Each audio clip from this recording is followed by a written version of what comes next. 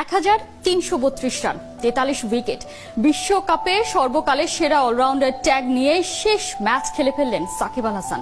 2007 বিশ্বকাপে ভারতের বিপক্ষে অভিষেক হয়েছিল সাকিবের। শ্রীলঙ্কার বিপক্ষে ম্যাচ দিয়ে শেষ হলো বিশ্বকাপ ক্যারিয়ার।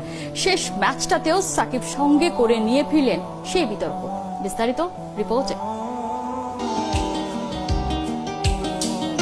অন্যায়ের কাছে কভু নত নাহি শির, ভয়ে কাঁপে কাপুরুষ, লড়ে যায় বীর। বীর বীর তো শুধু শোনে, কোনো নিন্দায় কোনো ভয় নাহি কোনে। প্রচন্ড হয় তত পৌরষ, যত দেখে দাগাবাজি। সাকিব আল হাসান তো ঠিক এমনই এক ক্যারেক্টার।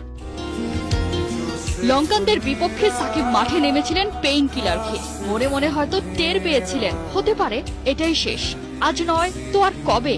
146 বছরের ইতিহাসকে তাই গুড়িয়ে নিজের গায়ে নিন্দার জামা জড়িয়ে সাকিব দেশের হাতে তুলে দিলেন চ্যাম্পিয়ন্স ট্রফির লাইফলাইন। কেউ জানল না, কেউ কিচ্ছু টেরও পেল না। বিশ্বসেরা অলরাউন্ডার খেলেই ফেললেন বিশ্বকাপে তার শেষ ম্যাচ। মহানায়করা বোধহয় নিজেদের স্ক্রিপ্ট লেখেন নিজ হাতে এমনি করে। 2007 থেকে 2023 পোর্ট অফ স্পেন থেকে দিল্লি, বিশ্বকাপে সাকিবের শুরুটা ভারতের বিপক্ষে। ওই ম্যাচটা যেদিন বাংলাদেশের কাছে হেরেছিল টিম ইন্ডিয়া। সাকিবের ব্যাট থেকে এসেছিল 53 রান। শেষ ম্যাচে লঙ্কানদের বিপক্ষে সাকিব খেললেন 82 রানের অনবদ্য এক ইনিংস। শেষটা শেষ করলেন ম্যান অব দ্য ম্যাচ হয়ে। জয় দিয়ে শুরু, জয়ই শেষ। এমার্জিং সেই ছেলেটার গায়ে একজন কিংবদন্তির ট্যাগ। নম্বর 75 এর নায়ক থেকে মহানায়ক হওয়ার গল্পটা কে না জানে। জানে না কেবল তার হৃদয়ের রক্তক্ষরণ। নন্দিত আর নিন্দিত এই সাকিবই কিন্তু বাংলাদেশের ব্র্যান্ড অ্যাম্বাসেডর। দেশকে তালিকার শীর্ষে তুলতে হয় কেমন করে, তাও তিনিই শিখিয়ে গেলেন।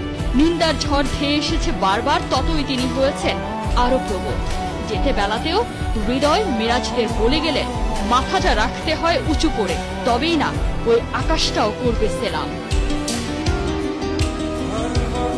আজ থেকে বহু বছর পরে কিচ্ছু নায়ের এই পোড়া দেশে ওই ছোট্ট ছেলেটাও ছাতি ফুলিয়ে বলবে, আমাদেরও একজন মহাকাব্যের মহানায়ক ছিল।